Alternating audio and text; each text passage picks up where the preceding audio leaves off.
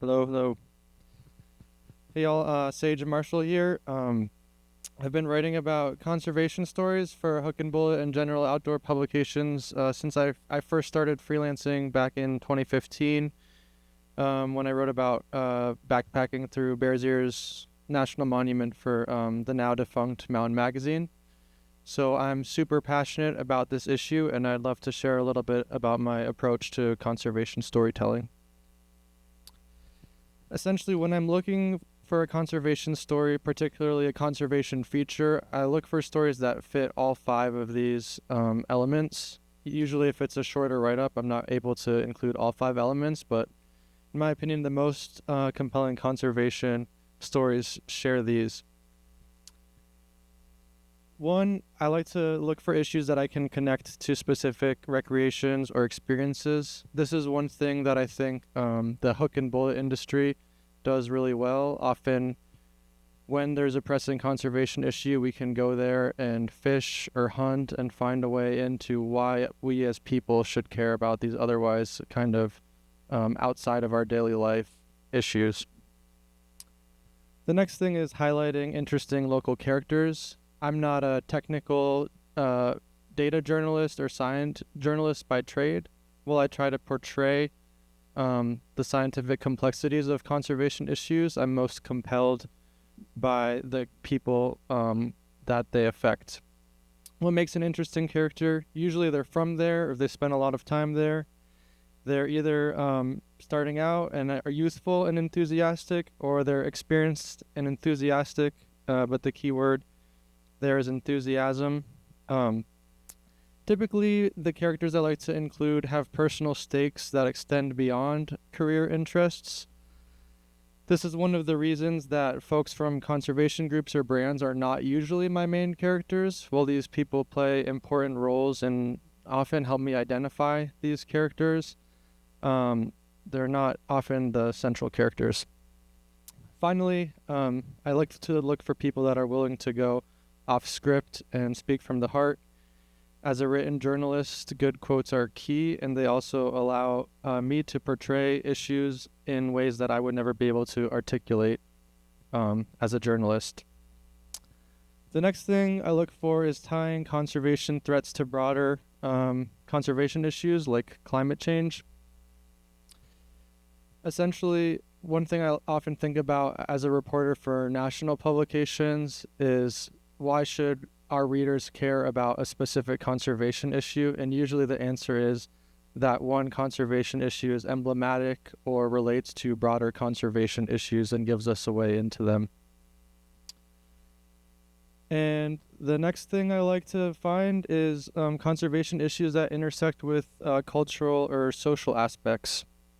I find these stories are often multifaceted, compelling, and I am leery of having too much vacuum vision when we think about conservation.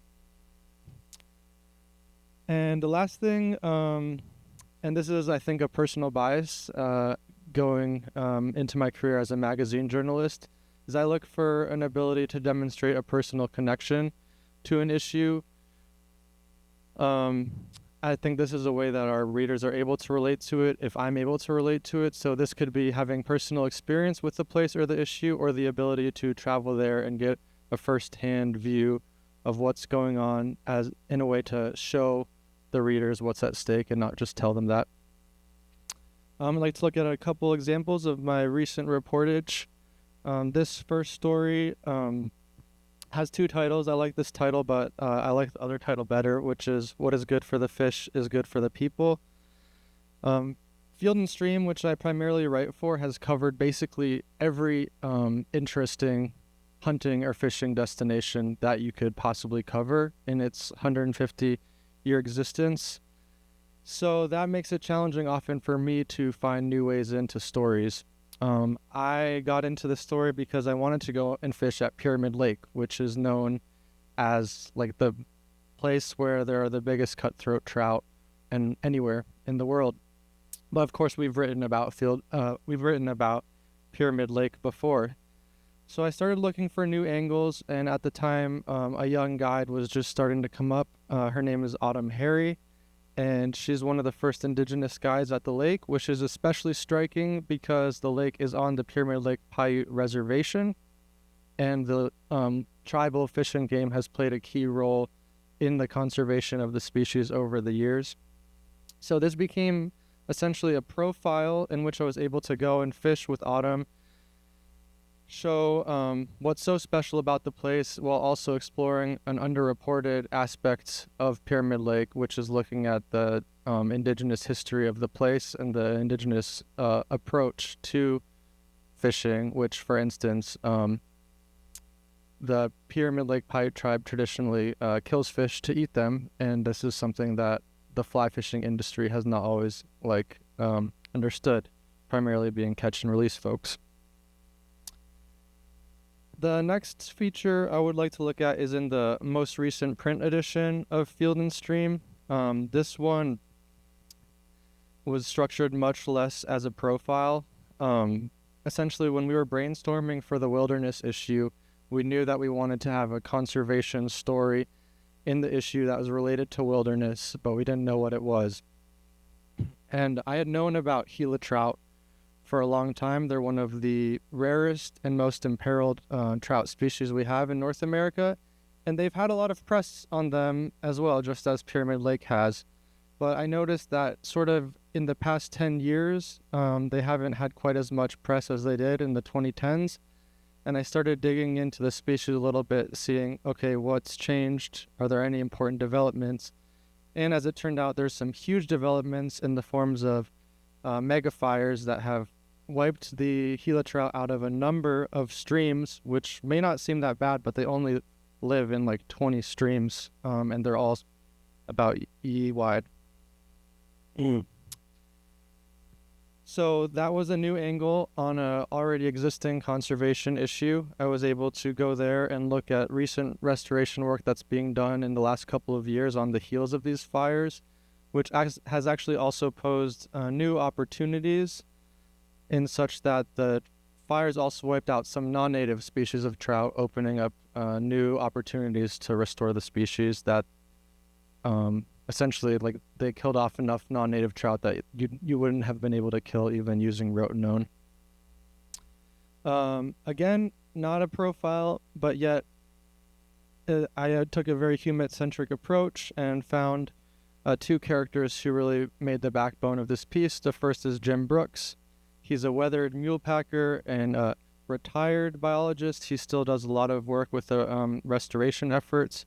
So he's been here for decades and has kind of seen the ups and downs of Gila trout recovery and still very passionate about it. The next person was Eileen Henry, who's a young biologist, sort of the next generation following on Jim Brooks's heels, doing more works with genetics and like the next phase of Gila trout recovery. And both of these characters not only have a long history with the Gila, but they grew up in the area. They learned how to fish in the Gila, and they originated their love for the place there. Okay, I'm at 2 minutes left, but I wanted to finish with some tips and tricks. I'm not sure we'll hit all of them, but let's see what we can do. First, this is pretty old school. I'm a big proponent of working the phones. Particularly early on, I'm not afraid to get on the phone and call people. I feel like people respond better to this than email. And most of this information ends up just being background, but it helps me identify those main aspects and main characters and add on to what's not already easily Googled. Yeah, I think I already sort of covered the next one. The main tension that I often find while researching conservation stories is what not to leave out. What's the important context that I need? This is the stuff that's usually been reported or written about, but it's key to understanding the story, versus what can I add? So what are those new angles that I'm looking for? The next thing, again, big proponent of getting out there, seeing what's at stake and being able to show the readers, because sometimes I think we forget, like, most conservation stories don't affect that many people in their day-to-day life. I think it's hard to ask people to care about conservation issues that is unrelated to them without offering them a way into the conservation stories. On that note, I think it's important to make far-flung locales relatable, while also acknowledging that most people would kill for the opportunities to go to some of these places and experience them, and to not lose sight of that as you're reporting these stories. One example, I was working with the writer Nick Roberts, who was writing about fishing for golden dorado in Argentina and sort of the conservation efforts there for these fish, which is obviously like a super expensive, hard to get to destination, but he made some really nice parallels with streamer fishing for brown trout in his home waters in the US, which most of our readers are much more familiar with. So I think those recreation parallels can help a lot as well. And I want to just touch on two more things. I think it's important to find the right blend of dramatization with reality. As a news editor for Field and Stream, I know Colin talked yesterday about the importance of clicks, and I'm not above writing dramatic headlines to get clicks. That was kind of my job for a while, but I think that sometimes if we go too far in this way, we do a disservice to ourselves, because then readers sort of stop paying attention. They stop taking our stories seriously if we go too far in trying to dramatize them. But of course, I think we also need to be as cinematic and rich in our storytelling as well. And the last thing I wanted to quickly touch on was something I talked to a little bit with PR folks, is as a long-form journalist, or even a journalist that does mostly like day after stories, since I'm not I'm not working for a newspaper, we need angles in on conservation issues before big calls to actions or press releases are pushed out. And it's possible still to find angles beyond those press releases, but I find it more challenging. So the earlier you can loop us in on important conservation stories, the better. And the last thing I'll say is these stories are really close to my heart, and so when I approach them, I always do so with my heart. Thank you all.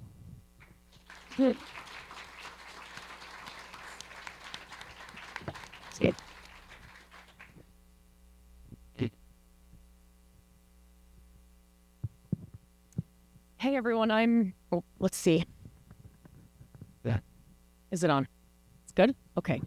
I'm Becky. I lead the marketing and branding efforts for the Access and Stewardship program at Onyx. And I've worked in the outdoor industry for a lot of years, but this is the first role that I've ever had where I can be solely dedicated to purpose-driven work. And that is really special and something that I'm super grateful for, and excited to be here today to share a few case studies of how we bring this work to life at Onyx, and share a few tips and tricks as well. When our founder, Eric Siegfried, set out to reimagine mapping and navigation for the hunt space and for the outdoor industry, he also very much rooted the vision of the company in access initiatives. And we, to this day, have carried on that passion for access and preserving and protecting and restoring the access that we have to our public lands. We've maintained that from day one and built it into a whole access and stewardship program that we run today. This program that we have is really intended to protect that adventure forever. It's a program that is really integral to who we are as Onyx, and it's very ingrained in everything that we do. Our program has been built around a few impact levers. Everything that we do goes back to how do we create the most impact? How do we use the tools we have to do good for the world? So these three levers, the first one is giving, and that is all about that philanthropy, getting funding through our grant program out to partners and organizations that are on the ground doing the work. Education and inspiration is all about teaching, mobilizing, leveraging the communities that we have to do that great work. And then advocacy is our thought leadership. It's our geospatial data that's at our fingertips. It's how do we influence and solve problems at the advocacy level. And what we do always comes back to these levers. It's what we know that we as a company can do best. It keeps us honest. It keeps us on path. And everything we do is just kind of run through the filter of these impact levers. This is the what we can do as a company, and then we'll dive into the how. The engagement piece is really the how of all of this. So let's dive into that a little bit. We engage a lot of different audiences with our access and stewardship work. We ask ourselves which audience can help us create that impact, like who needs to hear it to help solve it. We utilize many different channels, just like any good marketer today. We always ask ourselves, where do we need to show up with this work? And then we also consider the type or style of content based on what we are asking people to do. What is that CTA? If we're talking about an inform piece, the whole point of that is to help educate or to raise awareness about something. We also do a lot in the inspire or empower realm, and we use those types of initiatives when we need that human factor. We need people to buy in. How do we really rally people? And then mobilize is about that hard call to action. We need you to make sure you're registered to vote or to write in for open public comment or to sign up to volunteer, things like that. So we've built this whole framework, but now you have these moments where you have to actually win the engagement, right? That is a really important piece. So these are a few of my best tips and tricks to make sure that we can actually win that engagement in that key moment. The first one is to know what your audience cares about. There's a lot of incredible things to care about in the world today, but you need to know what your customer, your audience hot buttons are and make it really relatable for them. One step deeper, make it personal and really hit them in the feelers. It's hard to get people to do things today. We're all really busy humans, but how do you hit them in those heartstrings so that they feel emotionally compelled? They know what's at stake. They know what's in it for them. That's what's going to get them to actually engage. Make the complex simple. We talk a lot about this at Onyx as a very data fact-based organization. But advocacy, access issues, conservation, those are big, meaty, heady topics that are often really difficult to understand. So it's our job, we feel, as Onyx, to how do we simplify that? How do we distill it down so that it's really relatable and really easy to consume so that someone is then a lot more likely to do that engagement that we're asking for? Be data-driven, provide a CTA, make it sticky, say it again and again, and be really consistent in your brand marketing. Oops. Okay, we're good. Okay, so I'm going to run through some case studies at a really high level, and I'd love to dive in afterwards if anyone wants to learn more. We're going to dive into that inform piece with our data reporting. This first data report, our Corner Locked report, has been one of our most engaged and most successful reports yet.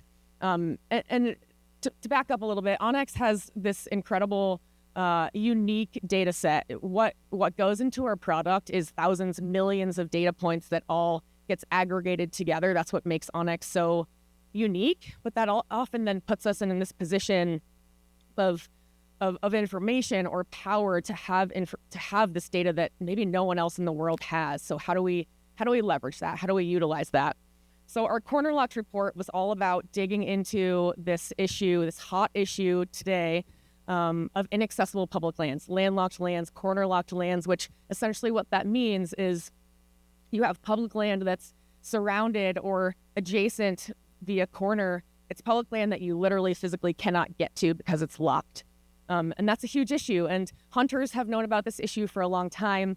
A lot of times other outdoor recreationists or mainstream Americans just have no idea that our public lands are built in these checkerboarded patterns. And so we asked ourselves, well, we have private public land access data, how much land is at stake? How much is locked up? So we ran the numbers. And it turns out that over 8 million acres of land are inaccessible because of this issue. There is a lot at stake there. So in combination with a court case that's still running through the courts today to essentially set precedent for can you corner hop legally or not, that's when we really went to the media with this information. So it was a right time situation. and just spread the awareness about this issue that not a lot of people know about today. We have had a lot of earned media come about from this because, again, it's like, not many people know about this, but we can help spread the word. So it's been a massive media play for us. And then as this issue continues to work its way up to the Supreme Court, we also can use social media to help inform our customers along the way, what's happening, what's the status, and use, channel right, very humanizing tactics like green screens, and sharing from human to human where we're at with the court case. So this was a huge one for us in the data reporting realm that really drove media buzz.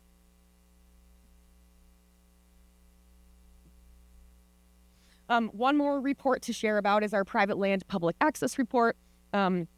This one we leveraged to influence policy. There are state walk-in programs in the hunt space all across the country that open up private land for public hunting, and there's incentives for these landowners to open up their land for this. And it's a massive amount of access that hunters have at their fingertips, especially outside the West where there's less public land. So again, we asked ourselves, how much access do these programs really offer? And these programs are funded by the VPA HIP section of the Farm Bill, which is up for review this year. And so if that funding disappears, these programs disappear. So we went to DC, got to get our data in front of the industry and lawmakers to say, please keep funding for the Farm Bill because these programs are really, really important for the access of hunters in America. Okay, now we're going to dive into that Inspire piece. So we try to leverage the information that's in our actual product, in our apps, as much as we can. An example here in the backcountry space, 2 winters ago, we were heading into a holiday long weekend that had extreme avalanche danger, which of course rings a lot of sirens for the whole industry to try to maintain safety in the backcountry and make sure that we can mitigate accidents in the backcountry.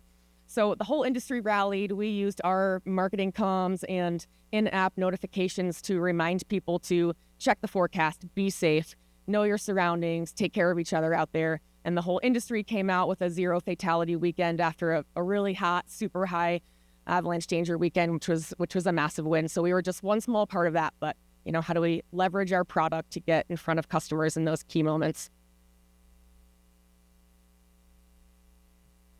In our off-road app, we're always trying to remind our off-road audience to be the best stewards they can be out there. The content cards that pull up on trails in our apps, we have put general, regionally relevant information there, especially in fragile ecosystems like deserts and high alpine, just to remind people they're poking around in the app, they're looking at trails, maybe they're already out on that trail, so they're in that high intent moment, and we can catch them right then and say, hey, please be a good steward, and here's how. We're also just starting to play around with how to put open public comments for travel management plan revisions right in our app as well. A lot of people just don't know when these moments are open. They're often only opened for a few weeks or a couple months. But we can build in these alerts right into our parcel data. So again, if I'm in that location or if I'm planning to go to that location, we can provide that very tactical CTA. Go right in your comment and share it's your civic duty to write in for public comment, so we can really reach them right in those moments. Almost done. One last case study is all about mobilizing people. So Project 1000 was an internal project that we asked ourselves a few months ago, what can we get 1,000 people to get out there and do meaningful volunteer work this year? We as Onyx, can we influence that? And we weren't sure, but we rallied with partners all across the country and land managers to help support and fund and encourage people to sign up, to hit that sign me up to volunteer button. And as we close out this project for the year, this is about where we're sitting. We have helped empower and mobilize 2,000 volunteers, 53 projects in 26 states, which is pretty incredible. Not to mention the 165,000 pounds of trash that we helped haul out of the woods. We built over 1,000 feet of fence, planted 1,700 trees, and so on. And the beauty of all of this was that we also had a major PR win from this too. We not only engaged our customers and our communities, but the media loved it as we told all of these great feel-good stories. I think Americans need every single little feel-good story they can these days, and that was a massive win for us as well. Almost done. So what are the benefits to our customers of all of this? They see onX as more than just a map, more than just an app. It's also a community of like-minded people. We're a go-to trustworthy source of truth and education about access and stewardship, and we simplify the complex with clear opportunities to take action. And what's in it for us as onX? We're seen as a company with clear values. We know exactly who we are and what we stand for. We're known as a thought leader solving problems that matter. That is first and foremost most important. And lastly, we're a loved brand. And when I think back on all of this work and I see what the impact that we've created for our communities and our public lands, and if somewhere along the way we also became a respected and trustworthy and truly loved brand, like that's the good stuff. Like that's what makes me really fired up. So thanks. That's it. Thanks.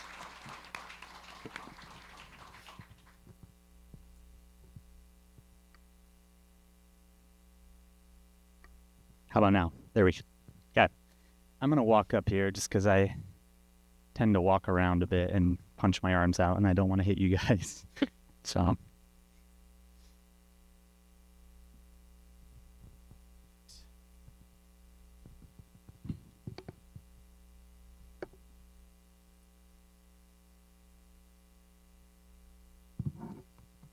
Okay. My name's Wes Larson. I'm one of the hosts of Tooth and Claw podcast.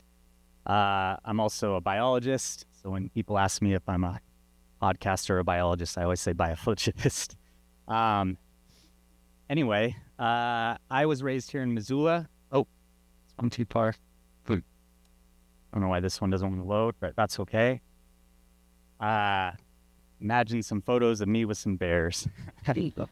I was raised here in Missoula. I am a biologist. I've mostly worked with bear species, polar bears, black bears, grizzly bears, and sloth bears in India. And most of my work revolves around human-bear conflict. During that time, I realized that there's a couple big problems with the scientific method, with the way that wildlife biology is done. And one of those is that scientific information that we gain as biologists often kind of stays in that circle of like ivory tower kind of within scientists. You publish a paper, other scientists access that paper to publish their papers, and there's kind of just this circular motion for that information. It doesn't really get passed on to the public, and when it does, it's often through really dry, kind of boring channels. So for me, I saw that as a big problem. And the other stuff that I think was really interesting, especially in my research, which was conflict and attacks, it was kind of seen as taboo. These were things that we didn't often talk about as biologists because there was this idea that it could fuel a negative perception of wildlife. And I think that all really came to a head for me in, this one works, in 2021. Has anyone ever heard of the bear 399, Teton? I'm sure a few of you have heard of that bear. Really famous grizzly bear, probably the most famous grizzly bear of all time. She had 4 cubs in 2020. And in 2021, I was working in Yellowstone as a bear management specialist. And that bear went into Teton, into Jackson, and she was causing a lot of trouble with 4 full-grown cubs. And so I was put on this specialized kind of task force to take care of this bear, to babysit her 24/7 and try and keep her out of trouble. And this is a video from that bird.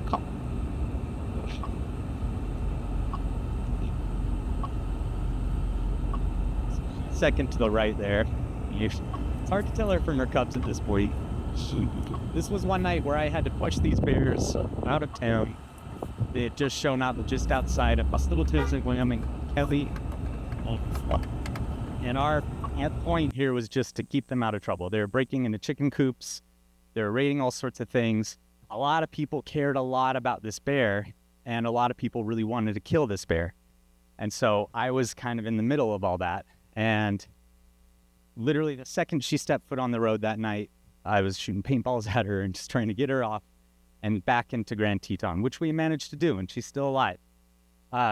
during that whole time, there was very little information coming out about this effort to the public.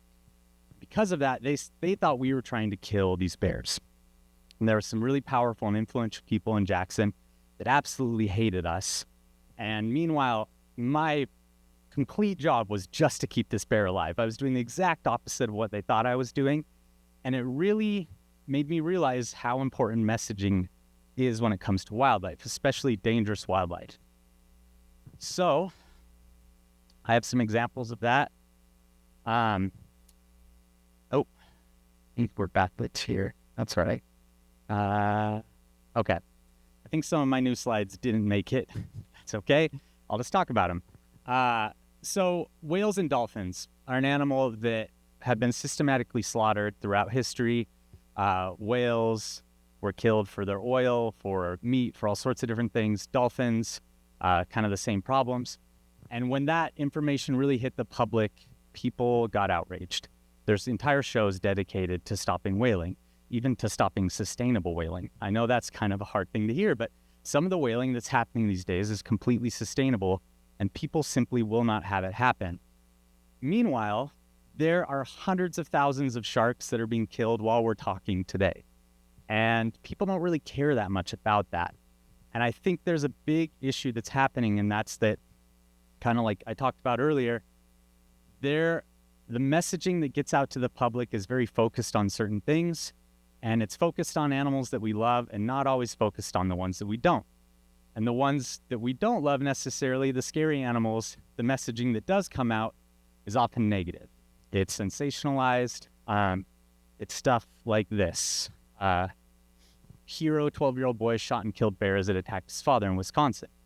Florida fisherman inches from death after falling into shark-infested water. One of the worst phrases ever. Water. He fell into water in the Bahamas Marina. Mom saves son after unprovoked and vicious mountain lion attack in San Mateo. So this is what we hear about those kind of animals. I'm going to go back to this quote from E.O. Wilson. We are not afraid of predators. We're transfixed by them, prone to weave stories and fables and chatter endlessly about them. Because fascination creates preparedness, and in preparedness, survival. In a deeply tribal way, we love our monsters. And we do. And I think that's why these kind of news stories become popular. But it really creates a negative perception of a lot of these animals. And that leads to the slide that I was going to show you of just hundreds of thousands of shark fins on top of roofs in Southeast Asia. So, what does this have to do with Tooth and Claw podcast?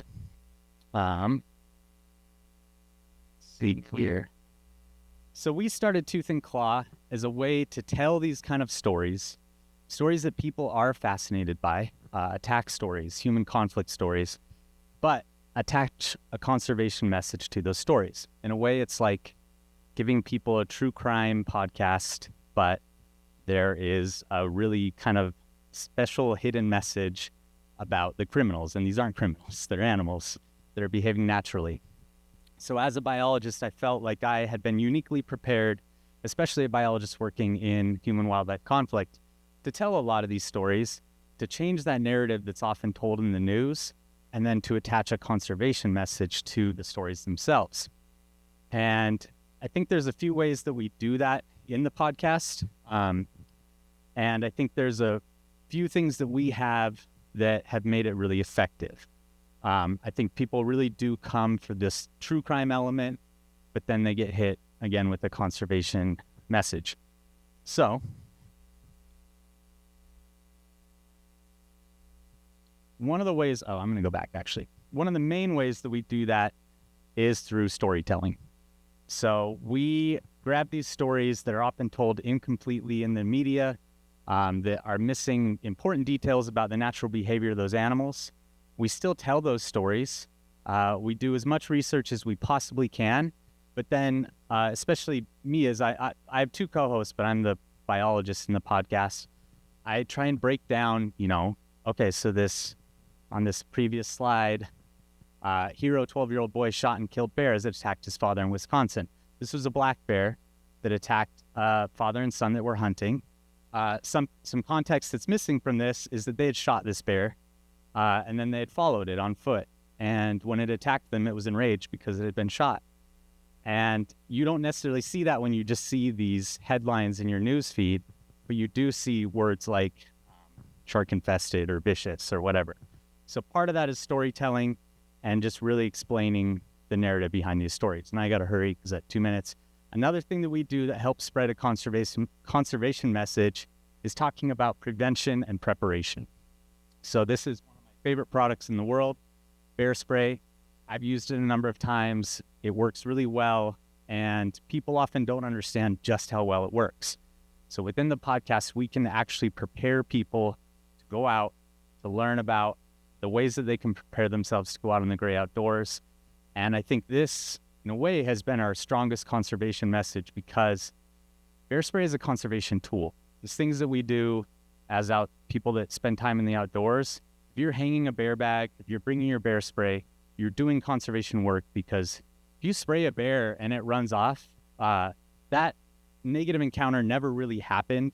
You didn't get mauled. That bear doesn't have to get killed. You may have saved that bear's life, and you taught a really important data point about approaching human beings. So it is a conservation tool. And I think through the podcast, we've been able to educate people about that. I know we get thousands of messages from people saying that they now carry bear spray when they're in the great outdoors.